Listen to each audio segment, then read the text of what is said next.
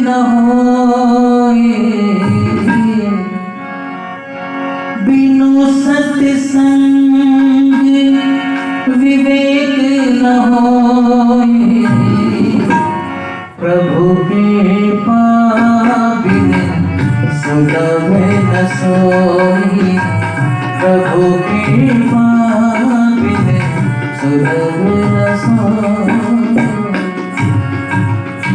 कि लोग कहते हैं कि बिना सत्संग के, बिना विद्वानों के संग के विवेक जागृत नहीं होगा। क्योंकि ऐसा है कि नहीं?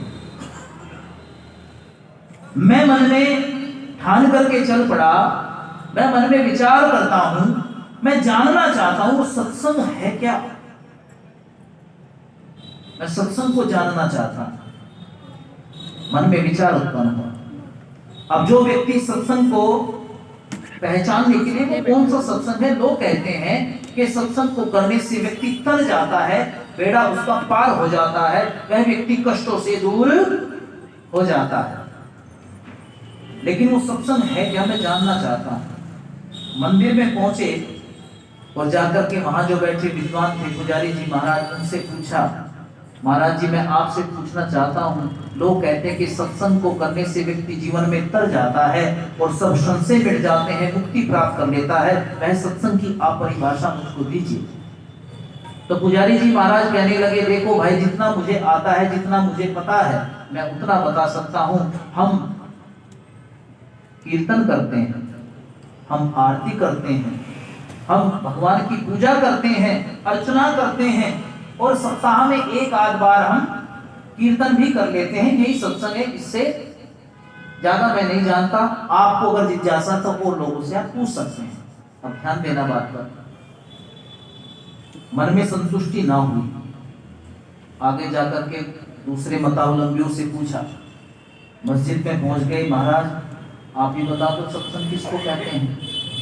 कहने लगे, देखो भाई, 5 वक्त की नमाज अदा करते हैं, कुरान को मानते हैं, अल्लाह की इबादत करते हैं, यही हमारे लिए सत्संग है तुम्हारी भाषा में, और हमारे लिए यही सब कुछ हमारा मजहब है। मन में फिर भी संतुष्टि ना हो, और भी लोगों के पास में बहुत पहुंचे, लेकिन मन में कोई संतुष्टि पूर्वक कोई उत्तर ना दे सका।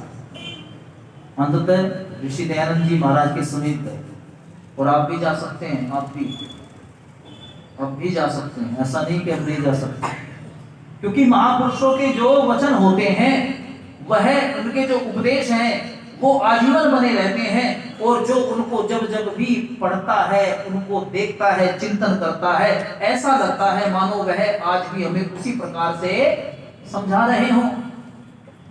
ऋषि दयानंद जी महाराज से पूछा, महाराज आप बताओ सत्संग किसको कहते हैं। तो ऋषिवर दयानंद जी महाराज ने एक बारीक सी पुस्तक लिखी जिसका नाम है आर्य उपदेश रत्नमाला, और उसमें आपको छोटी छोटी मगर बहुत बड़े अर्थों को समेटे हुए, समाये हुए अपने अंदर परिभाषाएं सटीक मिलेगी। आप जानना चाहते हैं धर्म किसको कहते हैं, कर्म किसको कहते हैं, अर्थ किसको कहते हैं, वेद किसको कहते हैं, अरण्य ग्रंथ किसको कहते हैं, उपनिषद किसको कहते हैं, पुराण किसको कहते हैं, गाथा किसको कहते हैं, वो सब परिभाषाएं आपको उसमें बिल्कुल सटीक शब्दों में मिलेगी। तो वहां पर एक हेडिंग आई, एक परिभाषा आई, वहां पर लिखा सत्संग। तो दयानंद सरस्वती जी महाराज कहते हैं कि सत्संग किसको कहते हैं। आज सबसे ज्यादा झगड़ा है जी इस विषय पर। आज ये छोटा विषय नहीं है, ये बहुत बड़ा विषय है। सही जानकारी ना होने से हम ठगे जाते हैं। ऋषि ने कहा, जिसको करने से सत्य की प्राप्ति हो, बोले मेरे साथ में, जिसको करने से सत्य की प्राप्ति हो और असत्य छूट जाए, उसको क्या कहते हैं बोलो, सत्संग। अच्छा, जिसको करने से असत्य प्राप्त हो और सत्य छूट जाए, उसको क्या कहते हैं, कुसंग। सत्संग का यानी विनोद जो है वो कुसंग है, जहां असत्य प्राप्त हो रहा है और सत्य ज्ञान छूट रहा है, उसको कुसंग कहते हैं। अच्छा एक बात बताओ, आज लोगों ने केवल मात्र गाने बजाने को सत्संग कीर्तन का नाम दे दिया है। जहां पर ढोल मंजीरे, जहां पर नाच गान हो रहा हो, क्या कहते हैं दूर से लोग, सत्संग हो रहा है। क्या केवल मात्र गाने बजाने का नाम सत्संग है क्या जी?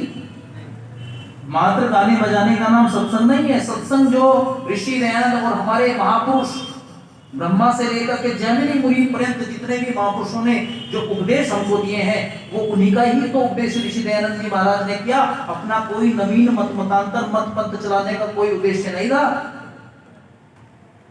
लेकिन सत्य को जहां प्राप्त करने और असत्य को जहां छोड़ दे, उसको क्या कहा? सत्संग कहा। अब आप कहेंगे पंडित जी एक बात तो बताओ, ये सत्य क्या है, कैसे पता करे ये सत्य है कि झूठ है? सत्य की क्या परिभाषा है? तो आओ भजन सुन ले, उसके बाद बताएंगे।